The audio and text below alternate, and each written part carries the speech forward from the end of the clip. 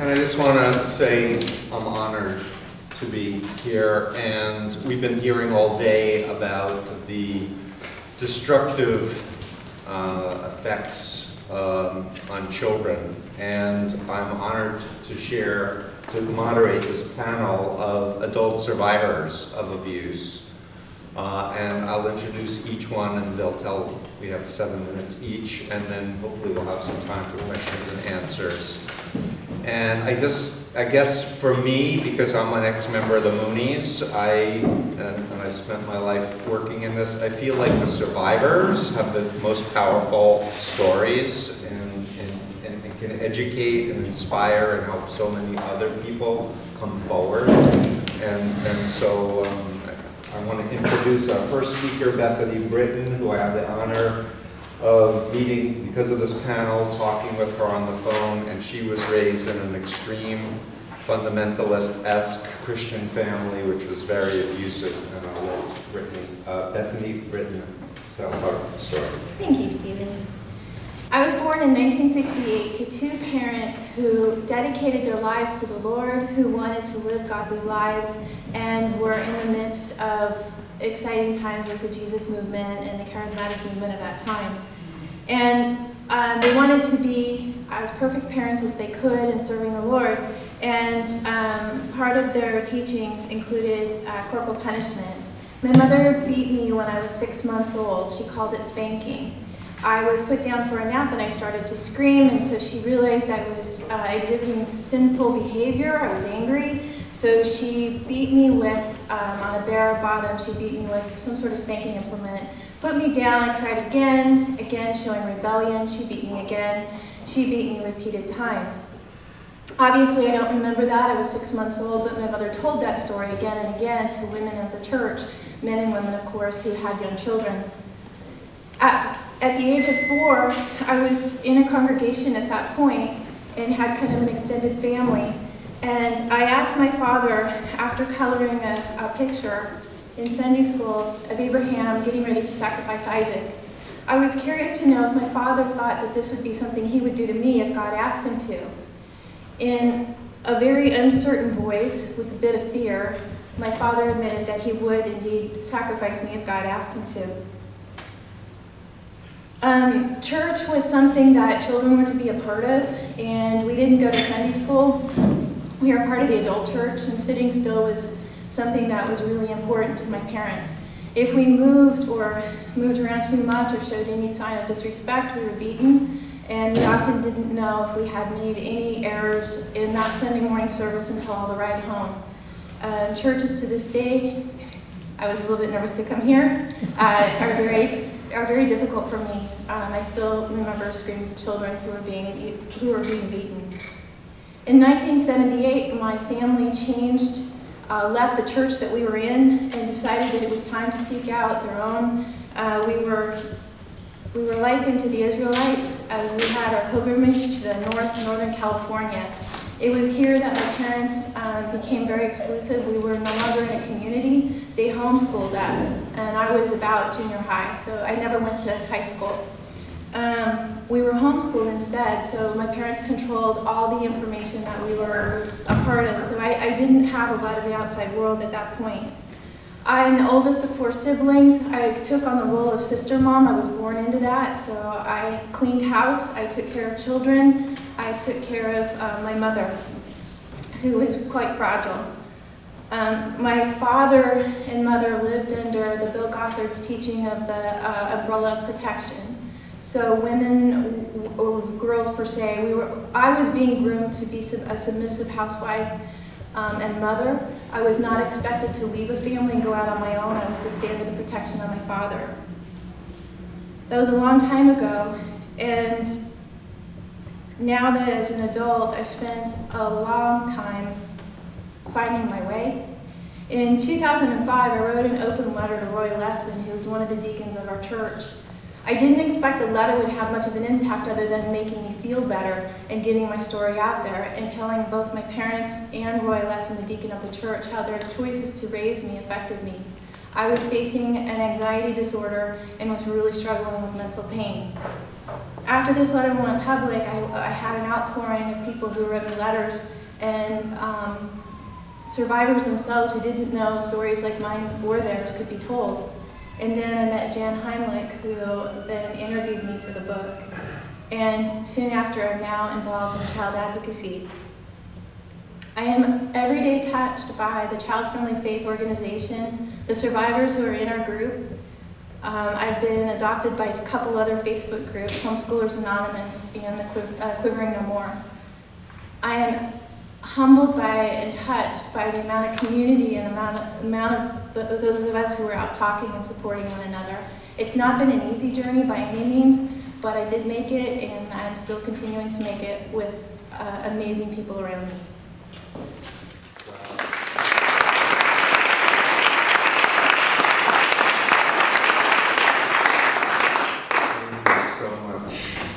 We'll come back for questions. Joel Engelman, I'm honored to be on the panel with you, and we've talked on the phone. You were raised in the Satmar Hasidic sect of Judaism in New York, and I'll let you tell your story. Thank you. Thank you. So I grew up in the Hasidic community, which is a part of the Insular Orthodox community in Williamsburg, Brooklyn, New York. Which is a 5-minute train ride from New York City, with its bustling fashion, commerce industries, and lifestyles. However, the community I was raised in looked entirely different. Some people liken it to a 16th century village in Eastern Europe. The people are dressed very differently, with long coats and big hats. The men all have beards, and the women's clothes are also very different than the mainstream. The community puts a huge emphasis on insularity. Newspapers, TVs, and outside books are completely banned. The community does run several inside newspapers, which tell the people what they need to know, according to from the leadership's perspective, and how they should feel about issues. We were told throughout growing up that we are the only ones who matter, and everyone outside, all the outsiders are sinners, dirty, and most importantly, very dangerous. Although we were raised to believe that this kind of insularity and the customs that came with it always was and was the true path to Judaism, this kind of community probably never existed. And it was a direct response to the Holocaust, where after escaping death and persecution, strongly religious Jews from Eastern Europe came to the United States, and they knew that their systems would be challenged. So they thought they needed to put up barriers to protect them from the outsiders. The rabbis reasoned that the only way they would be able to build lasting religious communities was if they would build these insular communities. Growing up as a child, we were subject to very serious physical and emotional abuse, mostly by the educators in our school system, where we spend most of our time. This was not a secret, and it was known to everyone in the community, and it was even sanctioned by the system. What was secret was the sexual abuse that many of us endured. When I was 8 years old, the rabbi and school principal of my school repeatedly sexually abused me for a period of 2 months. This guy was the picture of piety, and all the kids, including myself, looked up to him as how a Hasidic Jew should act and behave. He made me promise that I wouldn't tell anyone about the abuse, or he would hurt me. Going through that as a child was, of course, extremely confusing to me. Here was the guy who we were supposed to look up to and emulate, and he was doing everything we weren't supposed to do or even think about. From a very young age, we were told that there's a dirty part of the body which we're not supposed to look at, think about, and of course not touch. And here he was violating me. After this abuse, I was changed forever. I was consistently pursued throughout childhood by other adults, some of them highly respected within the community, to sexually abuse me. I also saw much of the same happening to friends around me, to a point where I internalized that this was the reality. The Hasidic rabbis would cry at their sermons about impure thoughts and the dangers of having dirty thoughts while in private. They would act out these thoughts on defenseless children. I did, however, keep the abuser's promise, and I didn't tell a soul about the abuse for 10 years until I was 18, which is when I left the community. At that point, I had seen how sexual abuse that did come to the fore, was dealt with by the community. They were dealt with by threats and intimidation of the victims, and the stories were all squelched. I internally knew that I couldn't no longer be a part of such a community, where abuse is all but openly sanctioned. Several years later, I became aware of others who had been sexually abused by the same rabbi. And I knew that I had to do something about him being around children. At this point, he was a teacher. So together with my family, I confronted him in the school, who was at this point defending him. The school made many promises that they would remove him from the classroom and send him to therapy. However, they continually said that they knew that he was dangerous, and they were aware of many other children that had been abused by him. They finally did remove him from the school for a period of 2 months. However, as soon as I turned 23, 2 months later, which is when the statute of limitations in New York was up, they returned him to the classroom and as a director of a day camp. And at that point, I had no recourse in the justice system, criminally or civilly. So I then realized that the only recourse I had to protect children from this rabbi was to scream from the rooftops and tell them my story, as well as the issue of sexual abuse within the Orthodox community. So I happened to be the first one ever to publicly come out within the Hasidic community with my story of sexual abuse. And for months I was telling my story to every reporter that held an iPad or a camera. And my story was featured throughout the New York media. I hope that the parents sending their children to the care of this rabbi would be aware of the dangers and prevent their children from being with him. However, that wasn't the case. The school continually defended him, and the parents kept sending their children to the school. He stayed on as a teacher and director of the summer day camp for 4 years, up until about a year ago when he was suddenly let go from his position. The question I had was, is this a bad community? Do they not care for their children? Why would parents continue to send their children to these schools? Why would the community be so invested in protecting a known abuser in their midst? So after being involved in advocacy about this issue for several years, I realized that the community otherwise is great, has many organizations for anything you could think of, feeding the sick, or whenever anyone is going through a rough time, the community is always there. However, in this issue, they are severely lacking, and I realized that children are valued, but they're not the most important. What was most important was the ongoing community structure and the existence and the continuation of the community. And I think that may be a theme in several of these communities. And some of the speakers here have spoken about. This is why I'm so honored and thankful to be a part of this conference. where we want to highlight the role of children and say that children should come first. And the open-ended question here is, what can we do to influence these communities to believe that their children's well-being is paramount?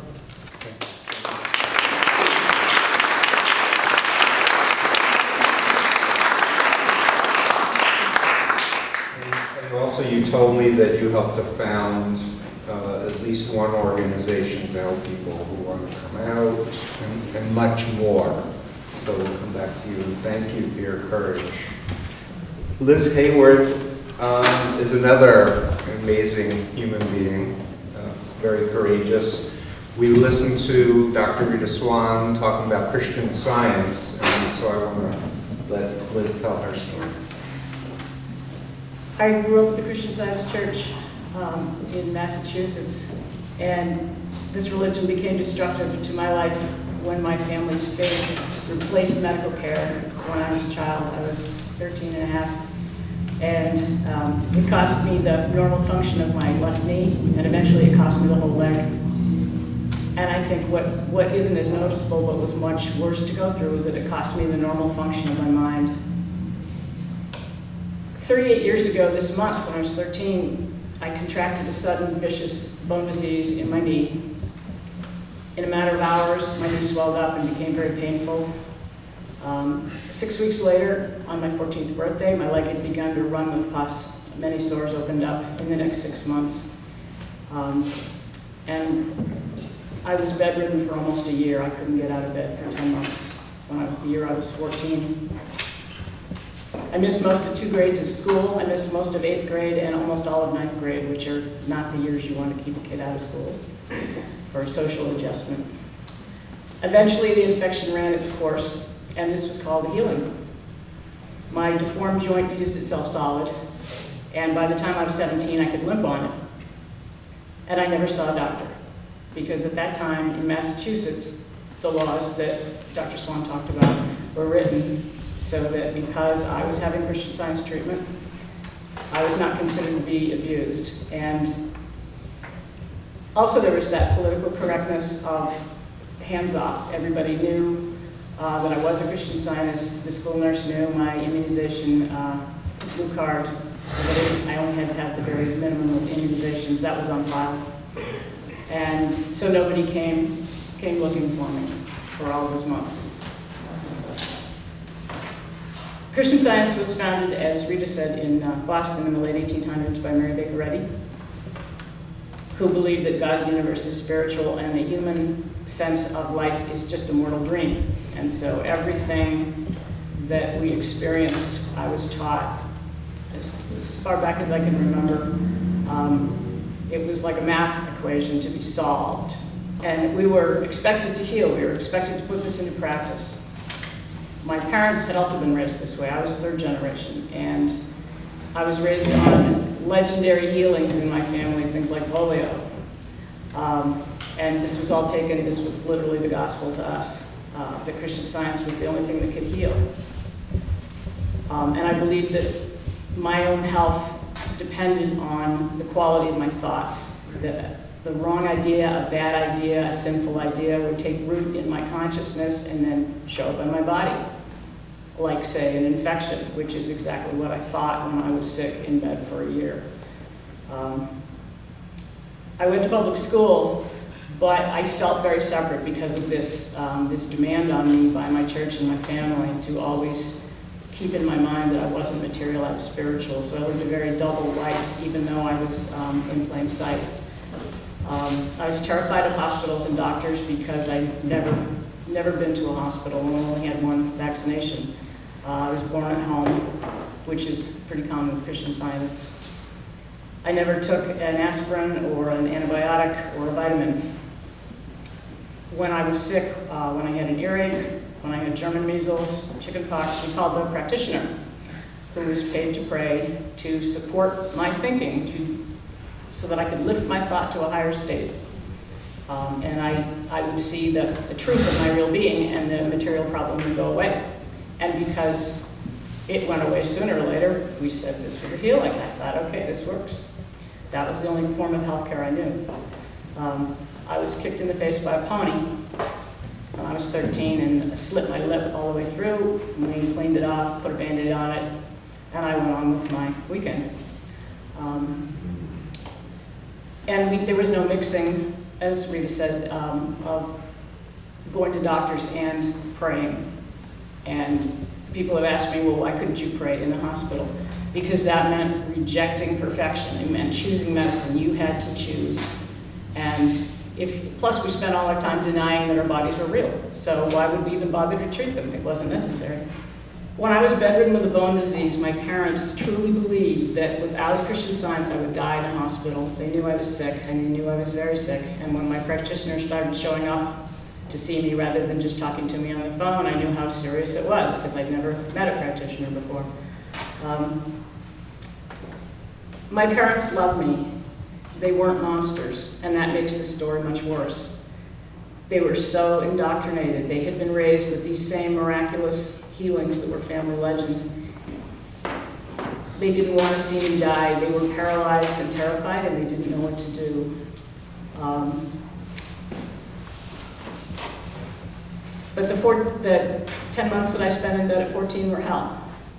And all I had was prayer. And I would pray. I would visualize my knee perfect, and it hurt. It was excruciating. And this was day after day, and week after week, and month after month. And at one point, I decided I didn't want to live anymore, but I also realized then I didn't have any way to kill myself. I just wanted the pain to end. I started to get stronger, and we said, oh, the healing is finally happening. And what had happened was I had outlasted the disease, and the infections finally cleared up, and I got stronger. I was able to get into a wheelchair, and then on crutches. And by then I was able to climb up on a rock and get on my horse, and my practitioner said, see, this is the healing. So we all agreed, without talking about it, that I had been healed.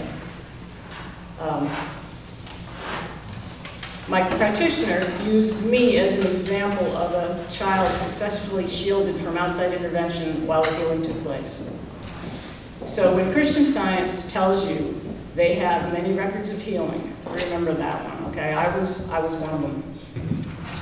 I knew I hadn't been perfectly healed. I mean, I believed that I had, and at the same time I had this bent, fused, scarred, hideous leg that I limped on. So at the same time, I felt that it was my fault for getting sick in the first place, and then for not being perfectly healed.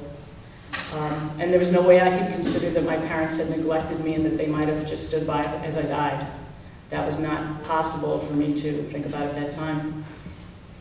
So for the next almost 20 years, I staggered along on this horrible leg, denying that it was real and striving to get this, this healing, this perfect healing that Christian Science still dangled in front of me.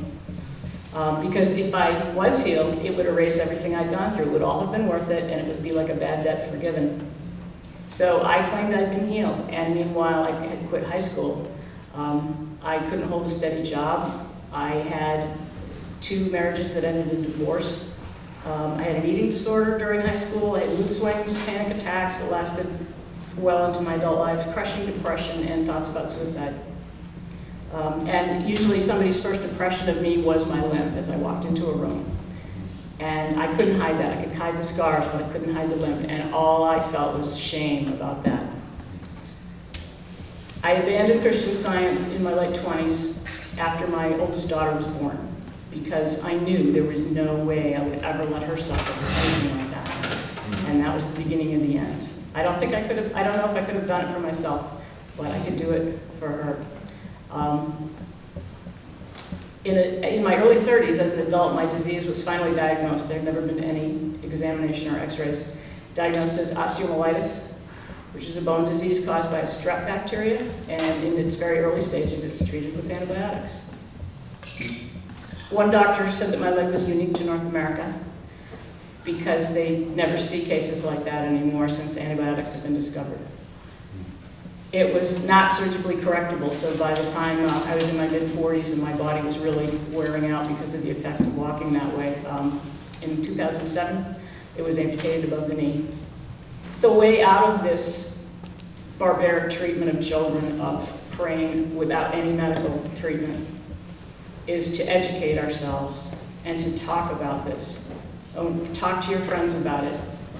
Most people have no idea that these laws exist in 30-something states right now, and they're shocked and horrified when a child dies, but they don't know, and they need to know that the laws are there, and then they need to help us change them, because we can do this. We need to make prayer as the sole means of treatment as outdated as leeches or bloodletting. Thank you.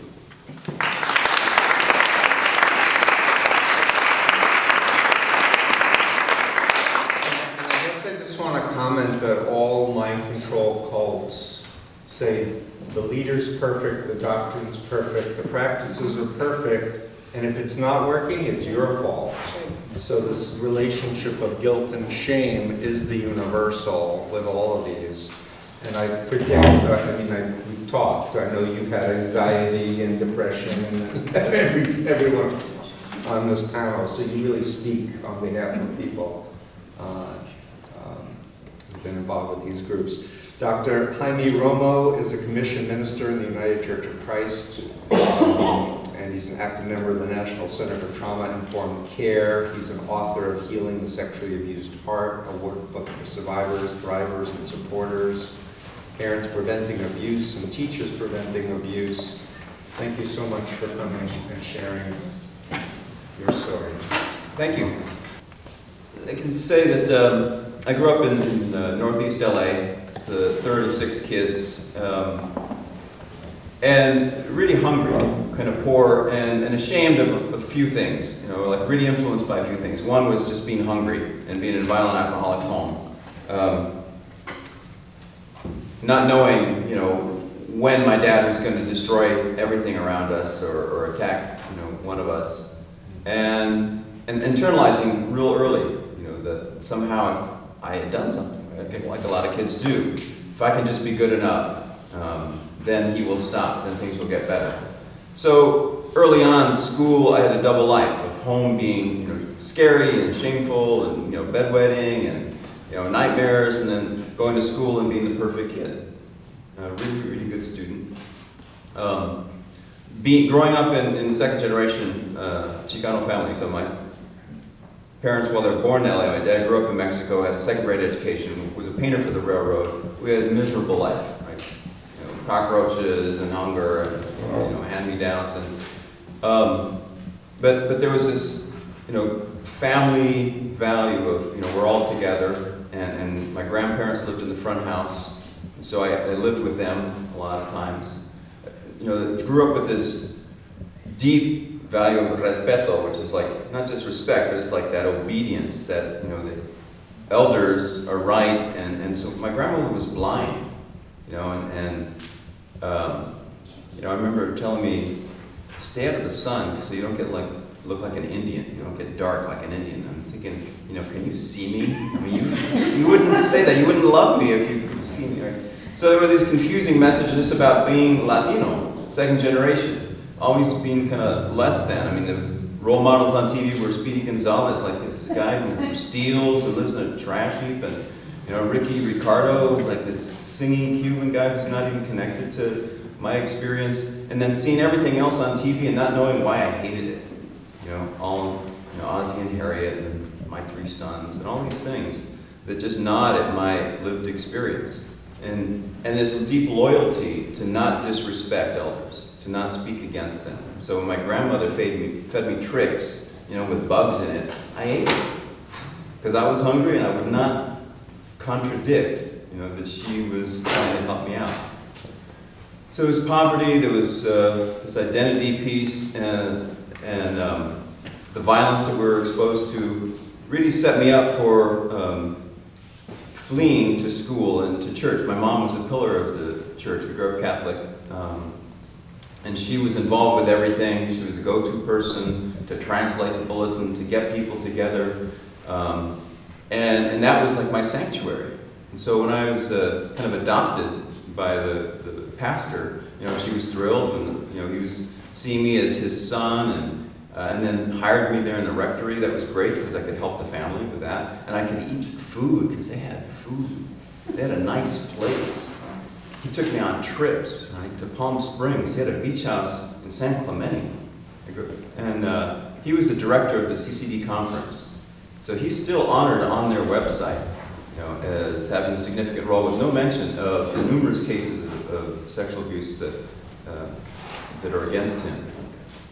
He passed away shortly after I rediscovered all of that. I lived in these two worlds of trying to be perfect and be deeply ashamed. And the grooming process wasn't just with me, but it was with the whole community, my family and the whole community, because everyone trusted him and his gifts and those things. Well, they were secrets, kind of, don't tell anybody. So was the alcohol. You know, so was the special dinners and the special attention and the testing the boundaries, you know, little by little till physically, then the abuse went on. So it was like from 8th grade, the grooming process and the abuse in early high school, and pretty much ended when I was kind of bigger, by senior year. And I didn't have any connection to that. And so fast forward, I was, you know, took out my rage in academics and on the soccer field, and I went to Stanford, and I self-medicated, and I disassociated, and I had this big conversion experience that God wanted me to be a priest, so I went to the seminary, and I was this disembodied spirit, and all the time disconnected from all that, until I took my fiancée to ask him for his blessing and to do our wedding. I stopped out of the seminary, clearly. And something happened. I think it was his cologne that triggered, and I wanted to kill him, and I didn't know why. And I just had a flash of that, you know, some 20 years after.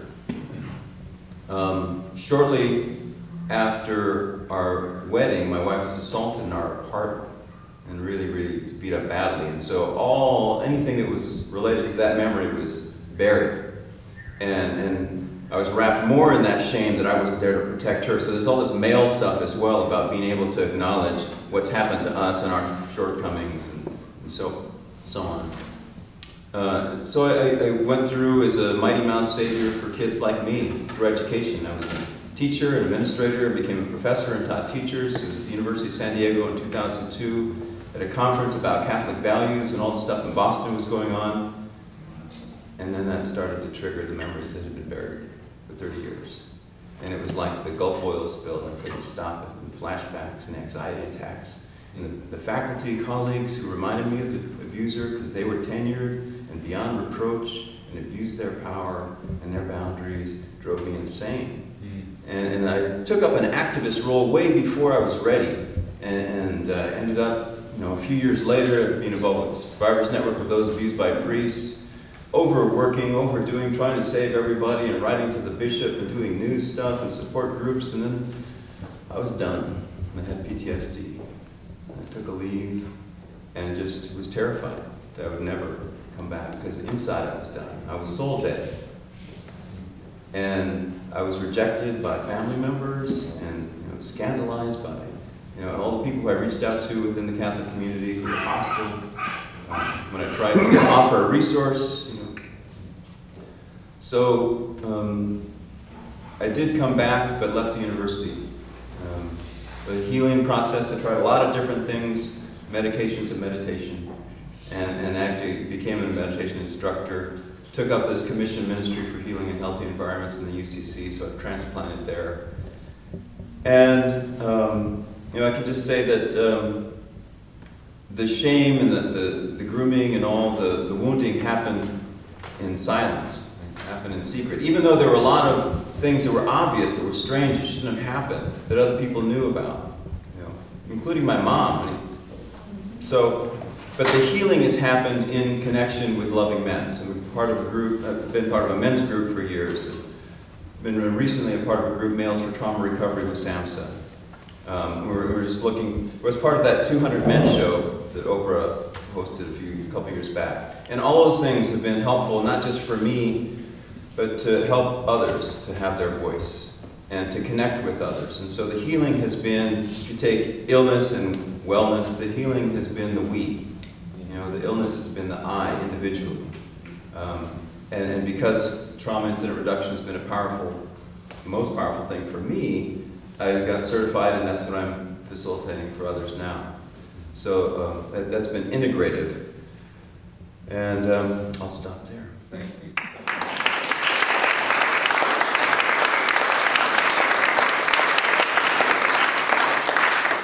If anyone would like to ask questions, and I want to also add a comment that most people who are raised in cultic groups, if they do have trouble and they go to a mental health professional, the mental health professionals are not trained at all to even ask, hey, were you ever involved in a high demand group, or were you ever in a group that taught the end of the world, or faith healing, or they're not at all. So they wind up doing actually another form of maltreatment, and in some cases reinforcing the phobias that the cult put in their heads, that if you leave us, you're leaving God and you're going to go crazy. So there's a whole other dimension of child-friendly faith that has to incorporate pastors who do pastoral counseling as well as mental health professionals who are doing counseling. Other than media attention, is there anything that you can think of to try to encourage victims, people that know about the crimes, to come forward with all the consequences that they face? I think creating a culture of courage, like Joel said, he was the first person of hundreds of thousands of people in the Jewish or ultra-Orthodox community to speak out. And just his courage creates a culture of, you know what, I'm not alone. I think too that there's a lot of things that our culture kind of is accepting of, and in public there's this polite nod to not speak against corporal punishment because that's a private issue, or not speak about other issues because they're private. And I think the more that it's spoken in the public square, I think because when my letter went public, I got a tremendous amount of emails from people just saying, I didn't know you could talk about these things. And I think the more that they're talked about, the more that we can give courage to others to speak up. And it's definitely not something you can rush, because it's not going to happen until you're ready. And I mean, I was functioning as an adult for 15, 18 years until I was ready. And even then it was a really rough experience. I thought I was losing my mind. I spent 2 or 3 years, the first 2 or 3 years in therapy, breakdown after breakdown, and I couldn't even think about telling it to strangers. It was hard enough telling it to my therapist. I think there's a combination of my experience was I was pretty stable, top of my game, and financially and professionally and all this stuff, and I had support around me, and then I saw other people and I heard other people, and so that's really important. And I want to also comment from my experience, people born in these extreme environments, when they have children, is often a moment of realization. Yeah. Well, my son I came home from that trip about the Catholic University experience, and my son, about the same age I was, 12, 13, was laying on my bed without a shirt, and he was there. So, yeah, kids will bring things up. Any other questions or comments? Rita, did you want to say something? Well, I was thinking about Joel's experience where there was no remedy for the abuse because of the statutes. And apparently with your experience, the priest was indicted, or there was a civil suit against him? Well, there was a large class action suit in California some years ago. He was a part of that. He died early on, right when I was going to confront him. How much did that help you in your recovery process? Well, it was both, traumatic, awful to be a part of that. I think the helpful part was that there were other people who were listening and supporting. That was the main thing, with the hope of actually changing something, policy or real practices. So, action, it did a lot of different actions that were insane. I projected 40-foot images against the cathedral in LA and San Diego about, stop pedophilia. I lost my mind. So that was probably more helpful than other things. Than the financial settlement. I wanted to take the liberty, since we were having technical problems with Jerry, to ask a former member of the Jehovah's Witnesses to give us 2-3 minutes of what, and he's a representative of a newly formed international organization of ex-Jehovah's Witnesses called AWA, AAWA.co. And you're the one of the media, in charge of media for that organization. Say a few words. Thank you, appreciate it. My name is William Enoch, and AWA stands for Advocates for Awareness of Watchtower Abuses. And what Watchtower Society is, it's the parent or legal corporation for Jehovah's Witnesses.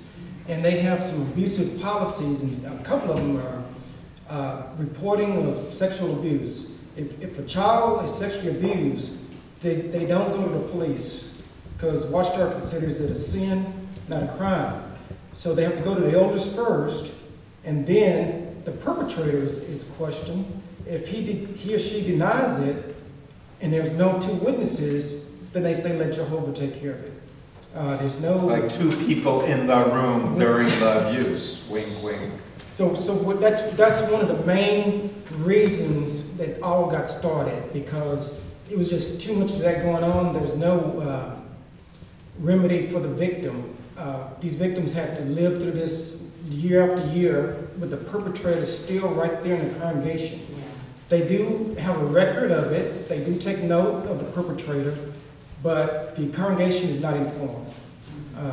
He just kept in the files. But can I just add that there was the largest judgment in American history, I think it was $28 million, of a woman who was abused in the Jehovah's Witnesses, because former leaders left the headquarters, Bethel, with all the records that they knew this guy was a predator, and they did nothing about it. So the reward was because of the policy of the leadership. So what is going to be happening, I believe, is more and more victims, and there are probably tens of thousands of victims of pedophilia and Jehovah's Witnesses around the world coming forward and doing legal. Someone's pointing out it's the Candace Conti case. Yes, thank you. That's the one. If anybody got any questions, can I have 30 minutes? Please tell us your website and how we can AAWA.co. AWA.co. You can go on there. Matter of fact, the first blog that you're going to see is about this Child-Friendly Faith Project Conference. And we keep up pretty much with videos. There's short videos on there that you can find. You can learn more and more about what we do to try to combat the Watchtower Society.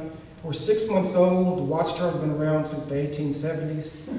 It's David versus Goliath, but we're not trying to knock them down. We're just trying to change 5 policies. And we're talking millions of members around the world. I have a quick funny anecdote. In 1988, when my first book came out, I started getting hundreds of letters from ex-Jehovah's Witnesses saying what a great book it was. How come I didn't mention the Jehovah's Witnesses? And I said, why, are they a cult? And they were like, I underlined the whole book. And I was like, teach me. And they said, we will, and they did. And ever since that point, I've been helping people involved with this organization. And the internet has been the single greatest ally for people in destructive mind control groups, because it's a way of connecting resources. And the other thing that I want to comment is that when you're in one of these totalistic groups, you think you're with God, like when we're talking about the FLDS or JWs, you're with God, but all the other groups are cults. So members will listen about other groups that are cults, and that's why I have the BITE model, the control of behavior, information, thoughts, and emotion. You can talk to someone in one group about other groups, and they'll be like totally open to it. And then you get to ask them, tell me, how is your group different? Tell me, what's your attitude towards people who leave your organization? Or do you think it's possible, if God came to you in your prayers and said to leave, and you knew it was God, what would you do? Would you follow the rabbi, or would you follow the minister, or would you follow God? And it makes people think, and that's why people leave, because the Spirit, in my opinion, people want to be free. They want love, they want truth, they don't want to be abused, they don't want to be exploited. They want love. So that's my little spiel. Steve, one of the things we hadn't touched on a lot today is the constitutional tradition of the First Amendment. As it relates to everything we've heard today, I'd like for you and the panel to address that. About the First Amendment? Church-state separation, religious liberty, is just none of, what happens in that faith group is none of anybody else's business, not the government's business. Well, I think Ann was saying the freedom to believe is absolute, but not behavior. Just quick comment, like there's that discussion of the whole Catholic experience. Well, what's given in the confessional is private. We can't touch that. Well, what's given in the confessional doesn't have to be forgiven. The confessor can say, you're not forgiven until you go and turn yourself in. There's nothing keeping that. That's canon law. So there's a lot of distortion about, this, who's responsible to report. And I can't believe that any good parents wouldn't support repealing these acts that protect religions choosing abusive behavior over healthy. I can't believe that any good parent that wants to do right by their child, I think that would make them feel that they had just that much extra strength to maybe question it. At least I hope so. I think there's so much misperception on the part of the public about how these kinds of crimes are committed and how much they're kept secret. Someone just wrote in, JLEs are now 6 million members. Now they're also the highest turnover of any religion as well, so about that many have left, says Lee. But still, it's like mind-boggling how you can have, the equivalent of 4 states worth of people, or countries, operating this way and maintaining such control over people that a parent whose child is abused, would say, oh, okay, well, you don't have 2 witnesses, can't help you. I talk a lot about religious authoritarianism, and, on the one hand, you think with a huge organization, and the FLDS, that's a huge organization, how can these things be kept so under wraps? But when you have such mind control going on, even when you're overseeing millions of people all around the world, that psychological hold on people, especially when it's done to those from birth, is so powerful. And I think that's what a lot of people don't understand. Mm-hmm. And I guess I wanted to say that for me, the whole issue of unethical influence is bigger than religious groups. When you're talking about states, what about North Korea? Right? That's a political state that does mind control. It controls behavior, information, thoughts, and emotions, and makes people dependent and obedient. What's different about them is they will put you in jail or kill you if you don't do what they tell you to do, as opposed to just using phobias and psychological and emotional techniques. I was just wondering, you mentioned something, Jaime, that if any of you have an answer to. Were there people in your life when the abuse was going on that later told you, I wish I had said something, I thought there might be something wrong? Was there any friends or family, obviously not your parents if they were part of it, but was there anyone that you thought could have helped you had they just taken another step? Oh, absolutely. There were other priests around that knew where we were. There were housekeepers, there were parishioners who were in the area, and mostly people have come forward, not to say we knew that, most people have come forward to say that happened to me too. Oh my. Yes. Are we going to use the microphone? I don't know. I wanted to mention too that in my situation, I grew up thinking that my aunt could have helped me and was angry with her. And a couple years ago, I talked with her and she said, I didn't know that was happening, and I hadn't realized how much my parents had kept their parenting practices secret. I thought it was for everybody to see, but not a lot of people understood it from the outside. And then when we were secluded, not a lot of people were there. And my best friend, told her parents when my mother stopped her from seeing me because I was so sick. And she told her parents, and her parents actually talked to their lawyer, and the lawyer looked at the law and said, we can't touch the situation. So they didn't, and yeah, and then I didn't end up catching up with her again for about 20 years. In my situation, it was my mom actually happened to be coming to the school a lot at that time. I was, my teacher was actually going senile and was not teaching at all, was just sleeping half of the class. And my mother, being a fighter within the community, always fought for her children, actually came to the school and fought the school saying, what's this guy doing in the class? And that happened to be at the same time that I was being abused by the principal. And she now says, I wish I knew, I should have known, whenever I came and spoke to that guy, he was just sitting there glass-eyed, stone-faced, didn't say anything. And she feels internally guilty. And she now happens to be my biggest support. Joel, you mentioned that physical abuse in the city schools is well known to, generally known. What forms did that take? Just general beatings. The teachers? The teachers beat the kids? beat us. I remember teachers saying, who hasn't been beat today? Come up here and we'll beat you up. Who agrees? Was the beating done open hand or with a stick? Open hand, stick, fists, sometimes. And then some teachers took it to extreme levels. They slammed children behind doors.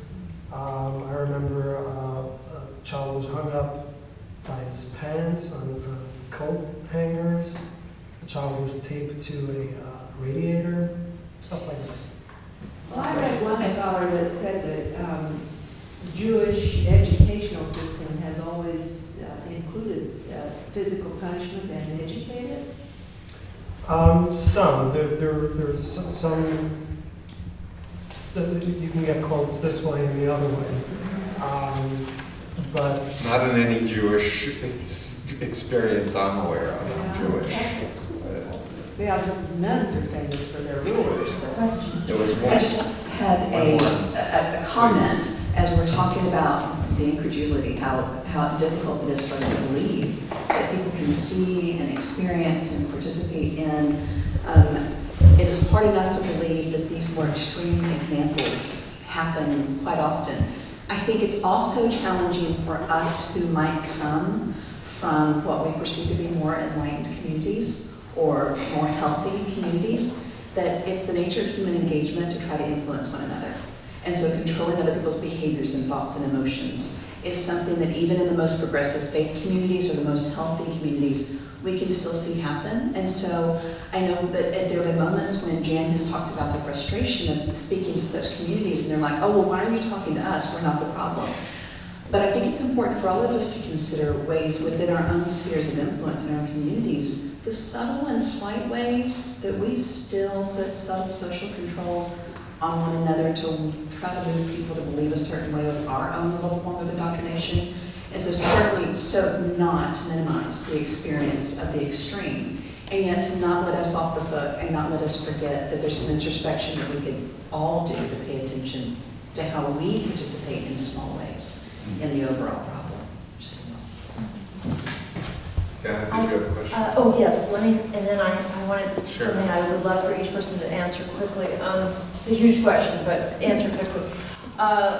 Lee asked, the internet has been a huge benefit to survivors of these groups. How do we contact and help those who need help and are not on the internet? If they're not on the internet, it's people. People have to reach out to other people. Education, talk about the issues to your friends, get the discussion going. I think one of the things for me is when I left my community, I went to a church. I sought out help with churches, and they weren't able to help me. So I think having those churches who would be willing to learn the code or learning the science or whatnot from the FDLS or whoever is fleeing from an organization, to have some education in terms of how to talk to survivors, how to bring them in, how to find help. There's definitely a way to do it and a way not to do it, and I think educating organizations who would be the go-to other than the internet? Yeah, there's actually a project that's starting called Safe Haven, which is aimed at educating faith communities at how to understand and desensitize the former members, because a lot of people leave these types of environments and they don't want to have anything to do with religion. It is too scary, too overwhelming, too upsetting. I think what they need are survivors to come in and talk and then actually teach people what the loaded words are of a particular group and just how to be good listeners and just be, I'm here with you, as opposed to proselytizing and saying, well, we know the Bible the right way, or we have the truth here that will freak the next member out. The title of this panel discussion is What is Child-Friendly Faith? And I would love to hear from each of you. It'll have to be quite short, but what's your vision of child-friendly faith? My vision of child-friendly faith, since children are so vulnerable, they're at the mercy of the parent. The parent is at the mercy of the religion they're in. I would think that when it's identified that their own child is at some kind of threat, that the parent is going to have to stand up for what's right for the child, regardless of what the overseers say. And just one other thing about the two-witness rule, it's a travesty not only in that two-witness rule, but also if the child do go and report, they're shunned. So that makes it worse.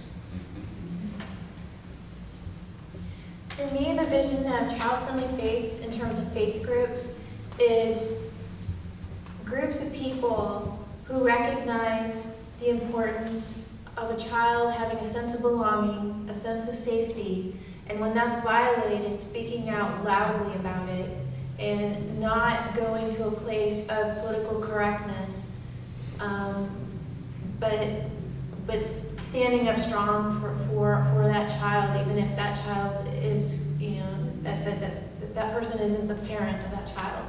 But I think that when parents or individuals cause harm to children and a community of people are brave enough to say that's wrong, and they're willing to not wait for the police to intervene or law enforcement, they're just willing to stand up and be advocates, I think we'll see this start to improve, and that's my vision. To me, child-friendly faith would be the realization of the rights of the child. The child isn't just a commodity or just part of a greater picture of what they are, but they also have rights, and which should supersede everything else. Faith should be there to support the child rather than the other way around. I think I'd like to see when the definition of faith and what is acceptable in a faith is not at odds with good humanist values, so that we're not making it incompatible to be good to each other as human beings with being good to God. Yes.